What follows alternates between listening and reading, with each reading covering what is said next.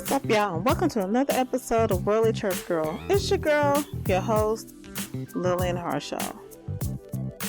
On today's show, I have Grammy voting member, award-winning songstress, writer, actress, and vocal coach, Lisa Foster Wilson.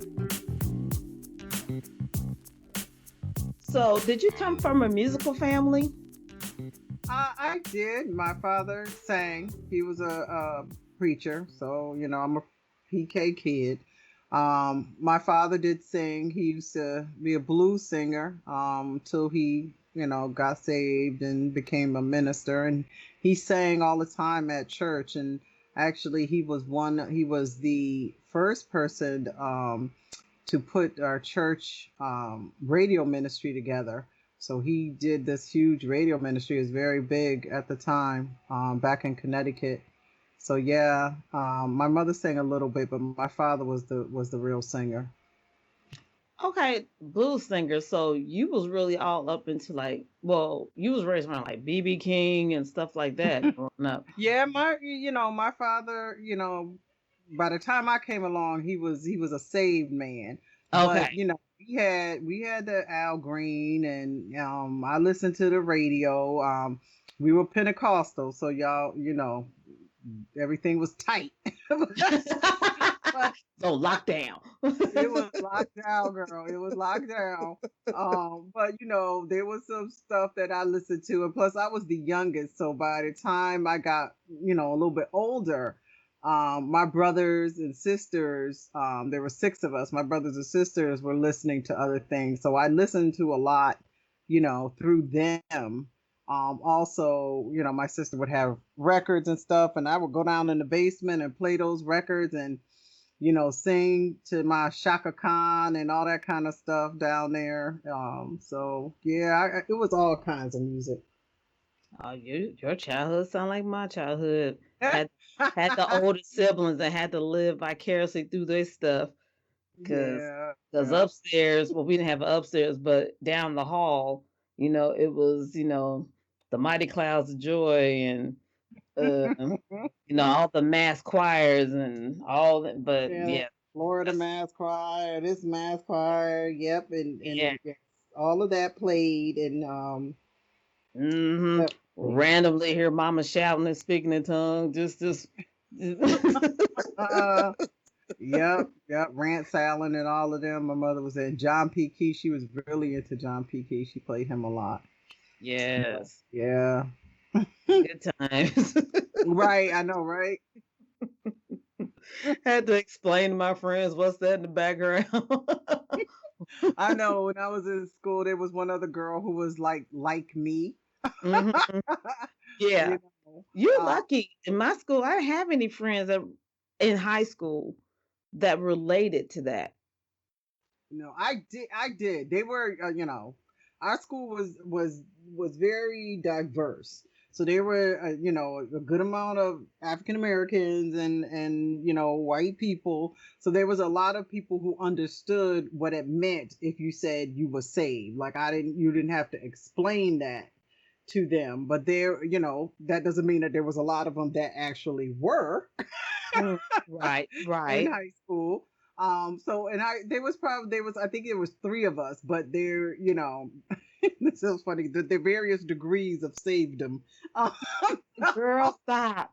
And so for me, being Pentecostal, there was one other girl who was Pentecostal. So she, and it's so funny. I've seen these memes with the Pentecostal toolkit. And it's like a starter kit where you have the white little shoes, the long, the blue jean skirt. Yes. And what makes it so funny is that is so true. Yes. It is so true. And sad as it is, it's true. Thank God it's not like that now. Well, not in most places. I hope not. Jesus, please. Now there's still some. There's some, but it's just so funny to me. It's just so funny to me. Girl, that is hilarious. Right. There was one other girl who was like that. Yes, you knew when somebody was saved back then. If you Yes. saw that long blue Yep. jean skirt wearing with the little tennis shoes on, you're like, "Ooh, she's saved. She is Yep. saved." Yep. That was it. And we rocked it too. Like this was it. Oh, girl, killing it. It had the cute little t-shirt on, tucked in, couldn't tell Like us don't tell me nothing. nothing, whatever. Cute. I was cute. Mm, yes. Mm-mm. Oh, that is hilarious. And see, my parents, oh God, they were so saved. Look, how saved were they? They were so saved. They had the no smoking sign on our house. Oh my God, that's funny. And so the bus stop was in front of our house, but Mm-hmm. we were the last stop and the first stop. Mm-hmm. Yeah, so when they stopped at our house, everybody, why y'all got that sign on y'all door? We had Cause no sign, but everybody knew. There, that everybody knew. You just yeah, it's so funny. There was no sign needed. If you came and knocked on the door, you know who was gonna answer it. hmm You that's know Mother what it Mickle, was Brother Mickle's about. house. Yes. At the age of 14, you decided to take classical music vocal training. So what made you decide to do that? I actually auditioned. Our school was very highly into the arts. And they had a creative arts program for secondary students. So, and it was a program that if you got in it, you had a scholarship that paired you up with a vocal mentor or teacher. So I auditioned and I got in, and so through the program, I was pitted with a voice teacher, and it really was, at that point, it was like if you wanted to be serious about your voice or be a serious vocal student, where we were, classical is what you did. Like it wasn't really, unless you played an instrument, it wasn't really, well, here's jazz or here's this or whatever. It was just like if you're a serious vocalist, then you are a classical vocalist, and Hmm. that is pretty much it. Right. I actually enjoyed it, so it wasn't like a chore. So I did. I studied all through high school. It was pretty awesome. I enjoyed it. I had a good teacher. It afforded me the opportunity to study with people that I might not have. I got to do master classes with the president of Hart School of Music from the University of Hartford, Moshe Perinoff, and that was a phenomenal experience. And then I got into Boston University School for the Arts. And they gave me some money to go there, so it was a good experience. It set me up really well. Wow. Now, do you think that's what inspired you to go like into vocal coaching? Um, that was more so many people would ask me, you know, a lot of times what would happen is like it would be in a musical conversation with people who also sang or what have you.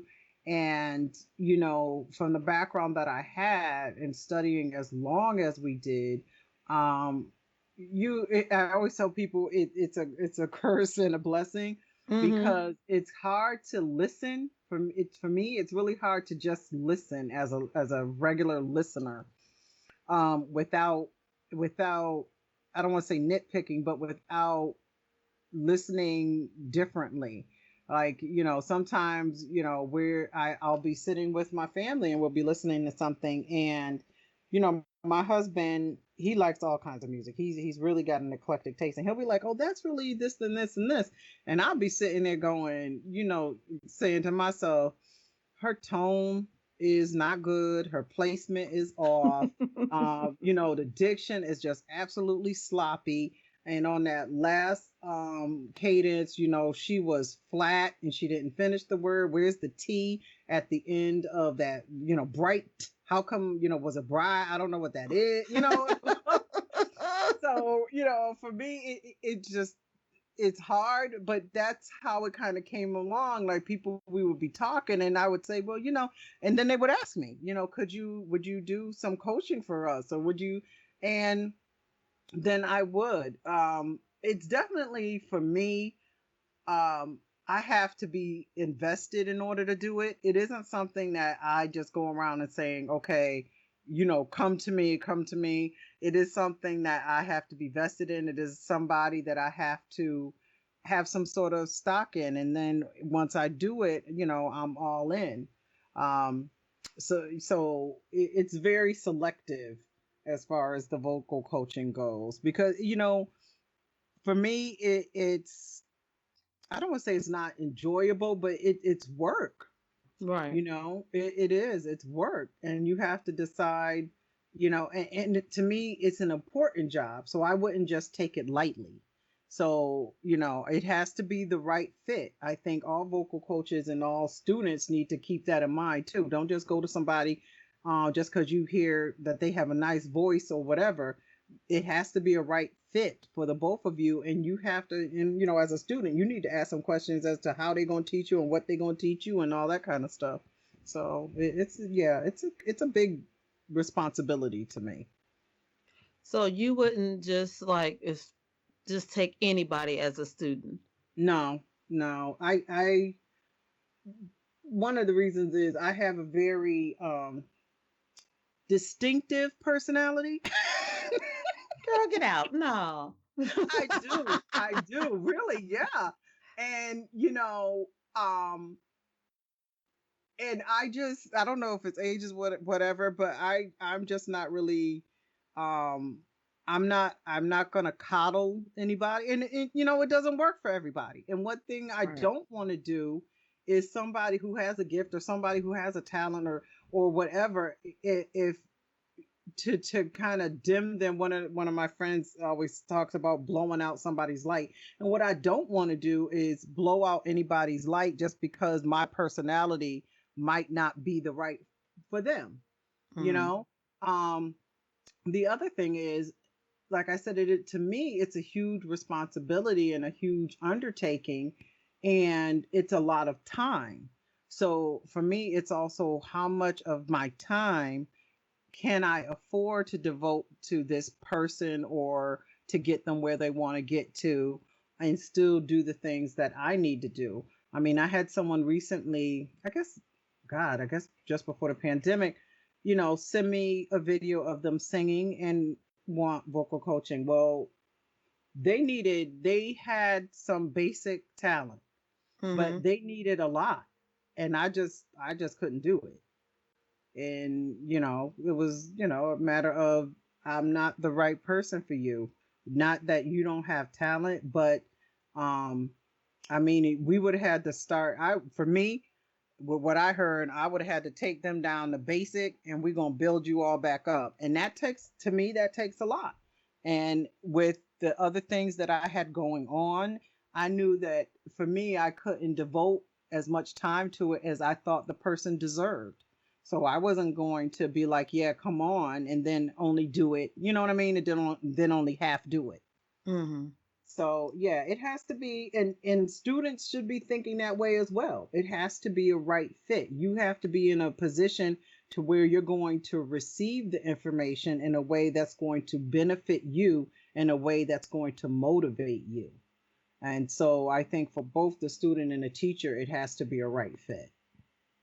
Now, did they take offense to when you told them that? I don't think so. Okay.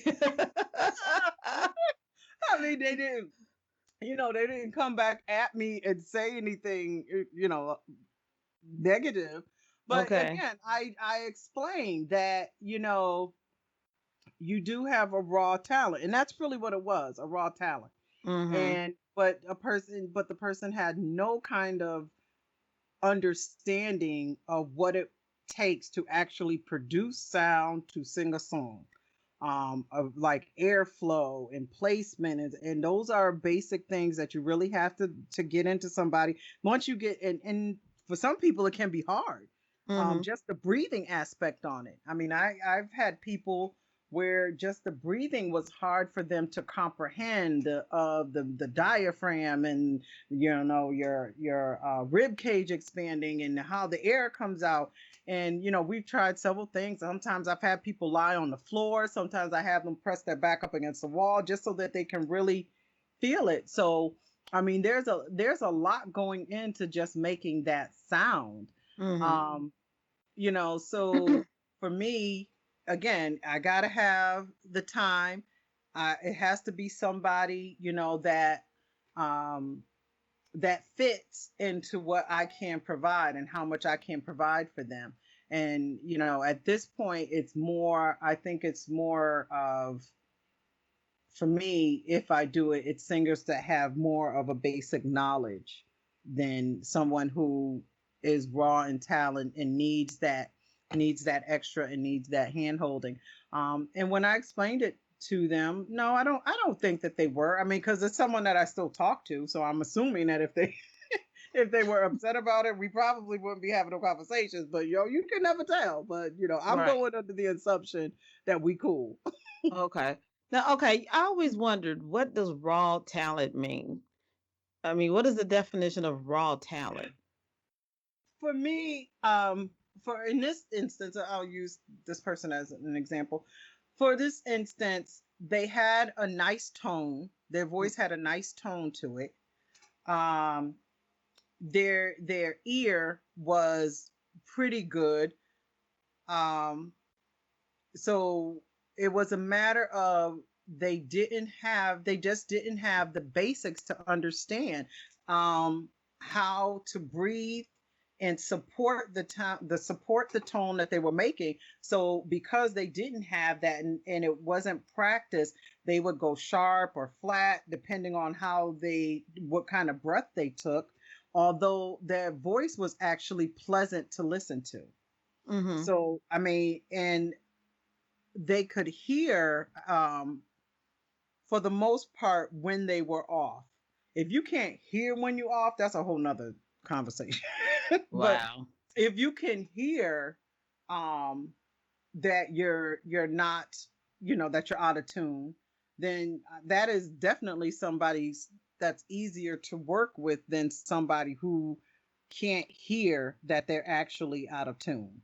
Mm-hmm. So Okay.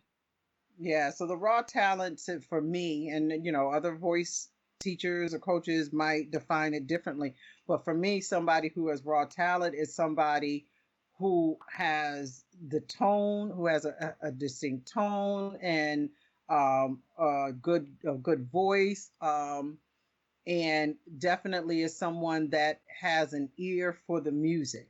And it needs refining. It needs the basics. It needs to know, like I consider a voice like a car. You press the gas, and depending on how much gas you give it, you're going to go fast. The less gas you press down, you're going to go slow. Well, that's the gas is like the breath.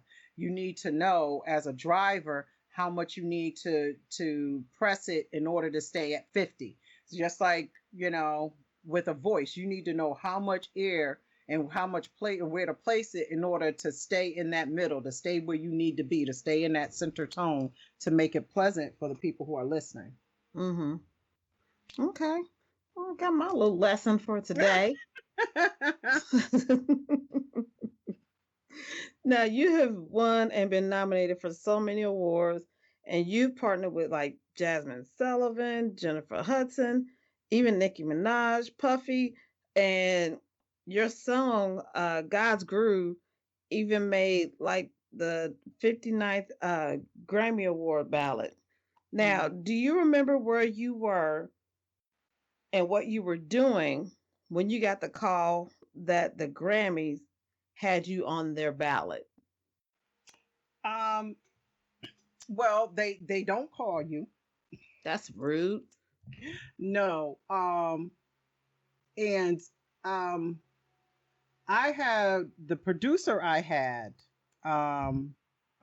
worked with, say, Mary J. Blige and those people. I did not work with them. Mm-hmm. The producer that I had, He worked with Mary J. Blige, Kirk Franklin. I mean, he sold platinum records. He's Grammy Award winning. Edwin Ramos, and then Dawn Tallman, who was, I would say, the musical director for my CD. She's worked with Mesa, and she's Grammy nominated, and she has traveled all over the world, and God put me in a position to work with these two people. And when we got together, and the CD just flowed, and Dawn was actually the person who pushed me who elevated me, and was like, you got to get in to the Grammy organization, the Recording Academy. You got to, network and so forth. And she's the reason that I even applied to be in the Academy. And then what happens is you submit your songs, and not everybody who submits gets accepted, Mm-hmm. and to be on the ballot. So I submitted my CD and my song, and then basically at that point they send you email to notify you that your song is going to be on the ballot. And at that point you're allowed very specific way into asking people to consider voting for you for you to be a Grammy person, to be a Grammy nominated artist. And it is, the whole process is just, it's very rigid, and it's very direct. Like, you can't do certain things. You can't come right out and ask people to vote for you. Really? No. Mm-mm. No, they have very specific Then wording. how do you ask people to vote for you without asking them to vote for you? vote for you? You Could you vote for me, but not? I'm not really asking, but I'm asking, but I'm not really asking for you to No, vote for what you me. should do, and again, they give you, like, they tell you wordings and so forth. And the wording is, and you'll probably see it over Facebook here and there whenever it's Grammy singing. It'll say, for your consideration. Right. For your consideration, for this artist in this category, listen, blah blah blah. Oh. But yeah, that and people like, what? You are not allowed to solicit votes. What? Yeah, no, Is you're that not. all award shows or just the Grammys? I don't know if it's all award shows. Well, I don't think, because I don't, the Stellars are not like that. Okay. At that I recall. Okay. The Stellars are not like that. But the Grammys are, and again, they have very specific rules as to even in for your consideration, what you are allowed to say and how you are allowed to say it. Wow. Yeah, so they, That's so crazy. Yeah, because in a way, in what I like about it too is they've gone high tech in the past couple years. I think the first year I was there, things was like paper ballots, and it was all sealed, and you had the special envelope, and you send it and to be counted, and the whole thing. Now it is automated, and you get a secret code. Yeah, but you go on with your secret code, and you go in, and all the music is there, and I think it's so awesome, because around that time of year, you get bombarded with people who want your consideration. And I look at it a lot of opening my eyes and ears to things that I might not have listened to before. Yeah. Or because there's so many categories that people don't even think about, like the children's and the spoken word and all the different kind of music, world music, electronic, and this, that, and the other. And you're only voting in the categories where you have an expertise to vote. That is one of the other requirements too. So if you are a classical artist and don't know nothing about hip hop, you can't go in and just vote for a hip hop artist. Oh, that's cool. Right. You know what I Yeah, mean? you just can't be like, oh, I heard Right. of her. Let me vote for Right. her. No. That's not the way it's supposed to go. Yeah, that song is garbage. No. Yeah. So it's quite a process, but you know, I thoroughly enjoyed it. You know, to the learning aspect of it and the inclusion of it, to listening to the music, to just being schooled at what you could and couldn't do. Going to the Grammys was just like incredible. I mean, I was standing on the stage, you know, about a half hour to 45 minutes before India Ari came out and just completely wowed everybody with her beautiful ensemble, and then with her beautiful voice and just her guitar. Just came there and just flat out, just as my mother would say, stood flat-footed and sang and, and wow. just wowed the whole audience and standing ovation. And it was just a surreal experience for me. I mean, I'm sitting there and they called Reba McEntire because she had won an award, and she was sitting 2 rows behind me. And I was like, how'd she get behind me? Yeah, you had premium seats, didn't even know it. I was like, she behind me? I was like, Lord Jesus. I mean, you know, because it went from, you know, the year before sitting at home watching it. And I remember watching them when I was a kid and going, you know, I want to be there. I want to do that. And, you know, when I was on the stage that night, I was like, you know what? I said, I'm going to be back here.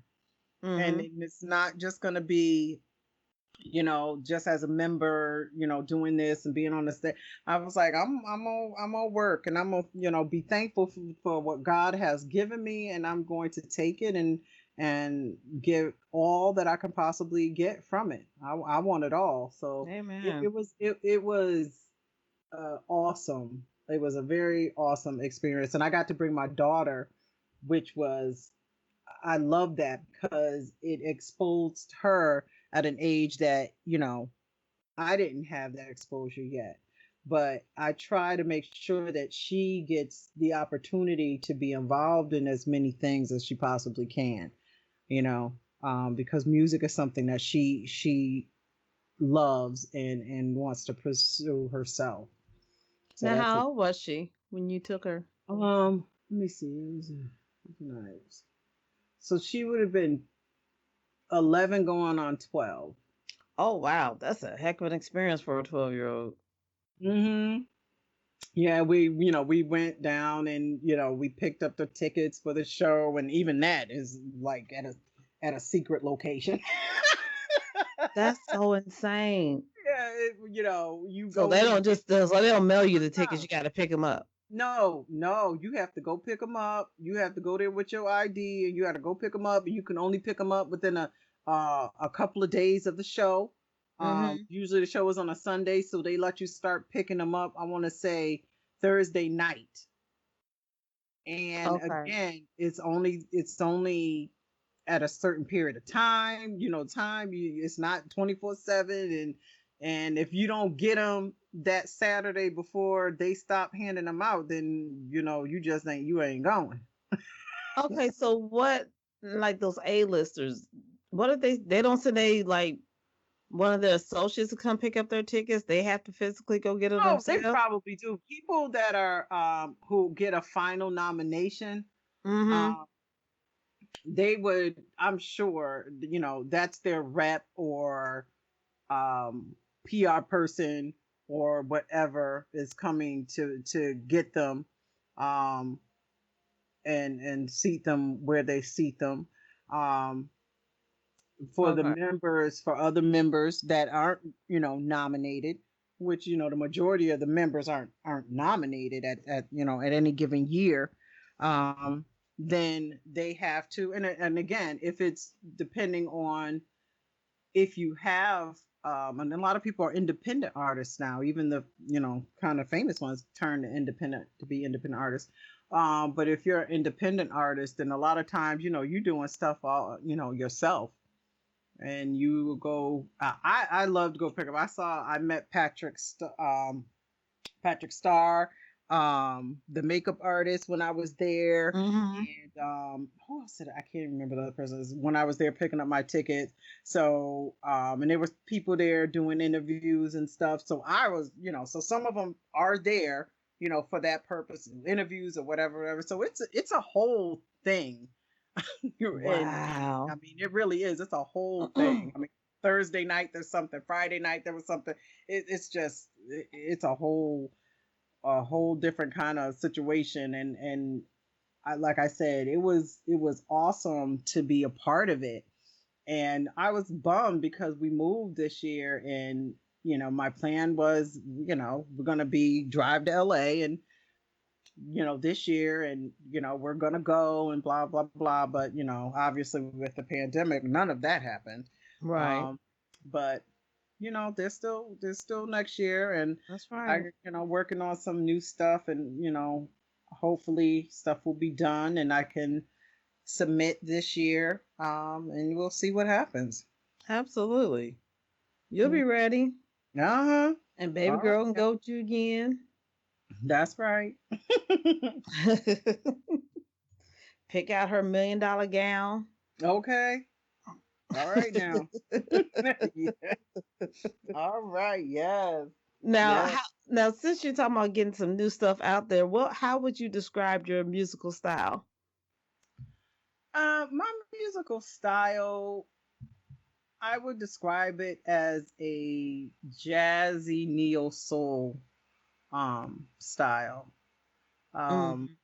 It's definitely got a little neo soul flavor to it, and there's definitely hints of jazz in there. So but it is gospel, but it's definitely not traditional. So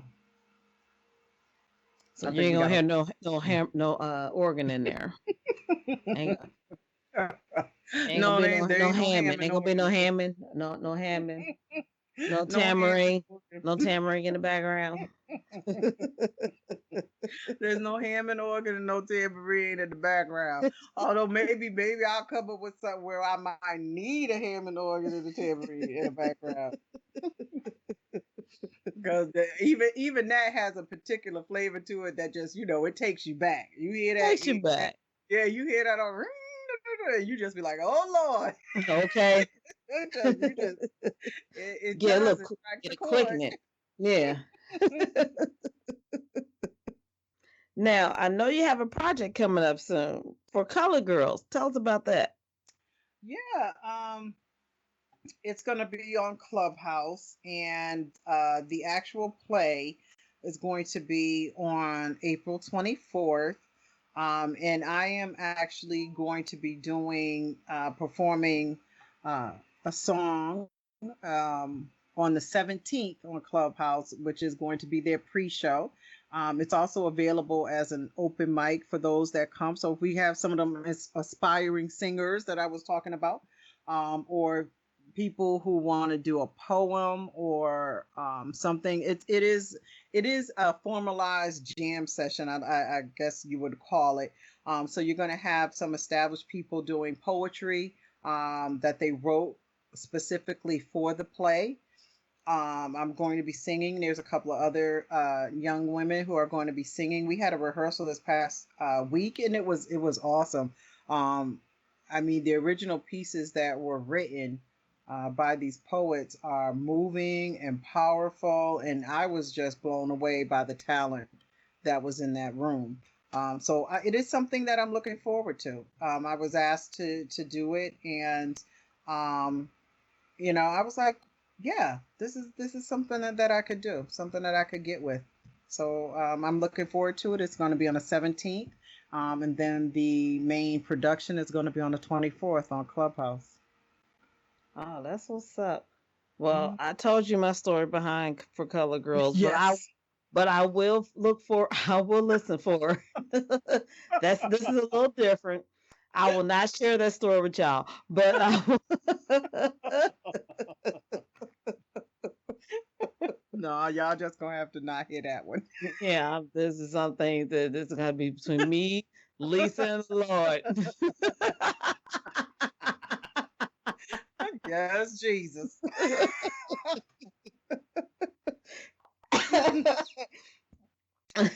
So what's next for you besides For Color Girls? I am working on some music. I am writing songs, and I am working on my production part of it. I have my studio now, so I am working on recording some vocals and getting some rough drafts available, and working with some producers to get some music out there.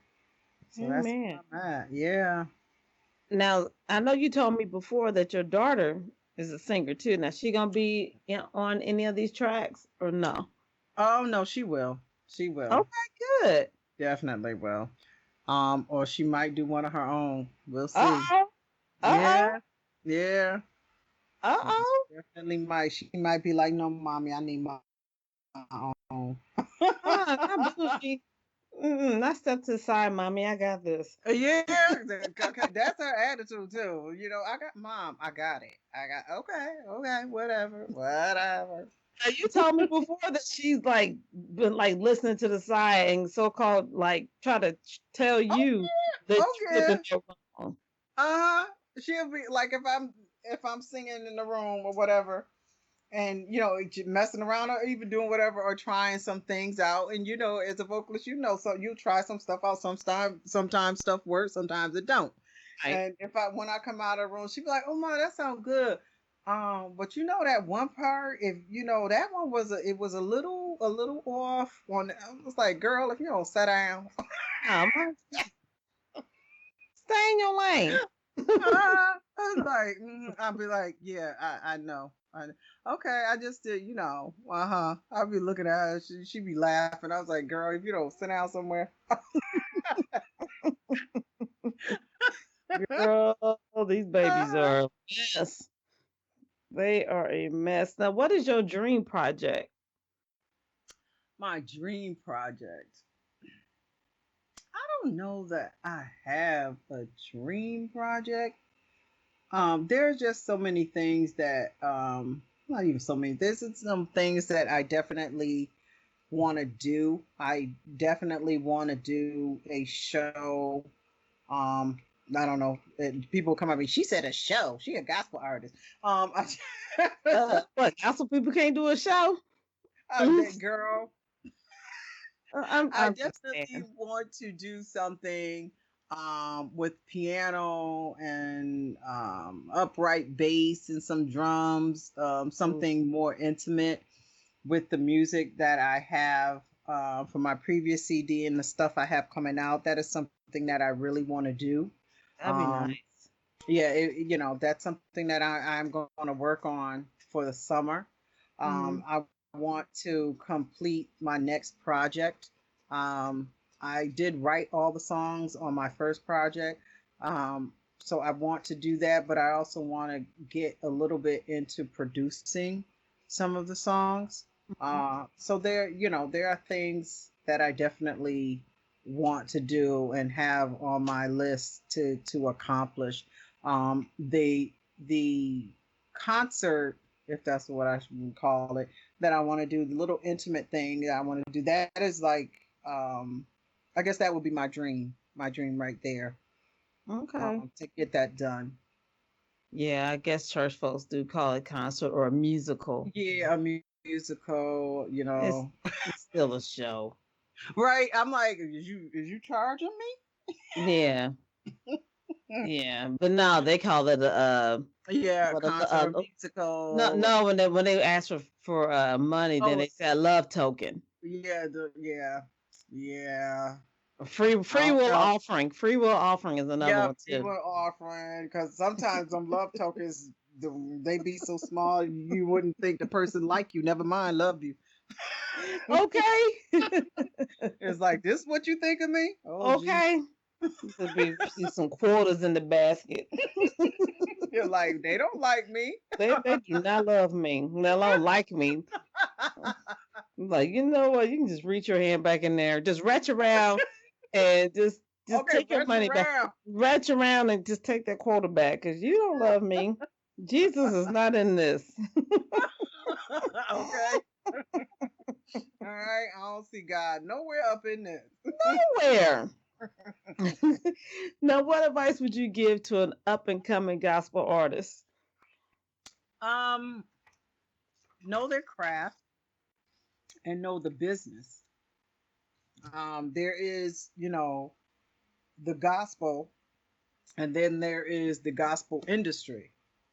So you want to make sure that you know the gospel, and you want to make sure you know that you know the gospel industry. There are so many things that as an artist that you need to know, and you need to be around people who do know, who are experts in their marketing and the copywriting and the music production and contracts and all of those things that kind of coming up with the song is the easy part. So now that you have the song, what are you led to do with it? What do you feel like God has called you to do with it? If it is something that you plan on releasing professionally, then there's a whole lot of people and a whole lot of knowledge that you need to acquire to make sure that it gets released appropriately. There's nothing worse than you got this great song and say you got the right people to record it, and then you go release it and you find out it's not charting, or it's being sold, but they're not being counted because you didn't do the business part of it and code the music right. So there's a lot. So for me, it's like know the gospel and make sure you know the gospel industry, the music business. Would you suggest that they get a mentor? I would definitely suggest that they get someone or talk with someone who is knowledgeable. You definitely need that. And again, like with the vocal instruction, that is something that's a mentor, somebody that has a vested interest in you as a person, and so that is something that you don't go into lightly. Both of you need to be vested in each other for that to work. If the mentor isn't really invested in you as a person, then you're losing a lot.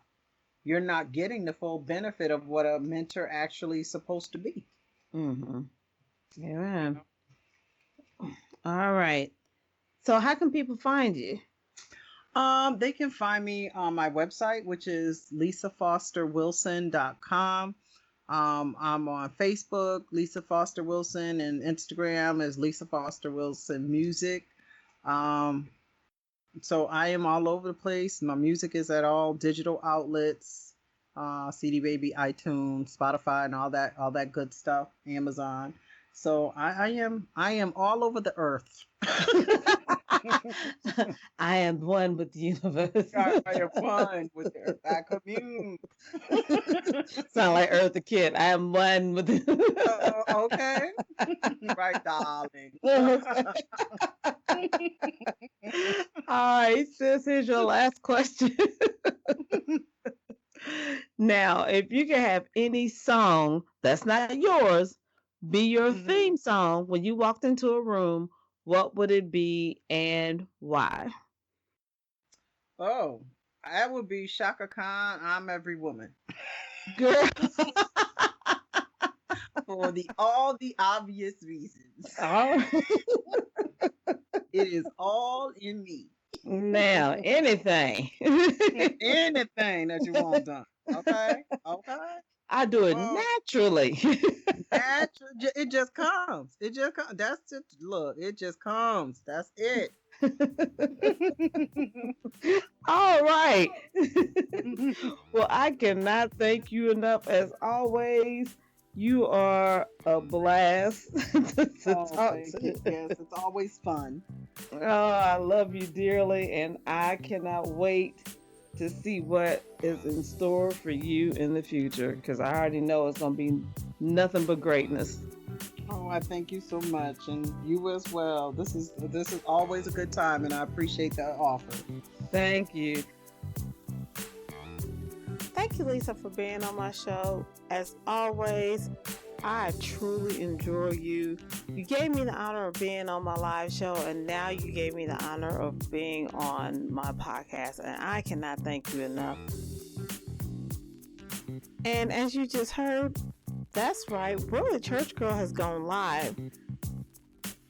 You can catch me on Facebook, YouTube, and Twitch. And what are you waiting for? Hit that subscription button so you will never miss another episode. Trust and believe. Each one gets better and better and better.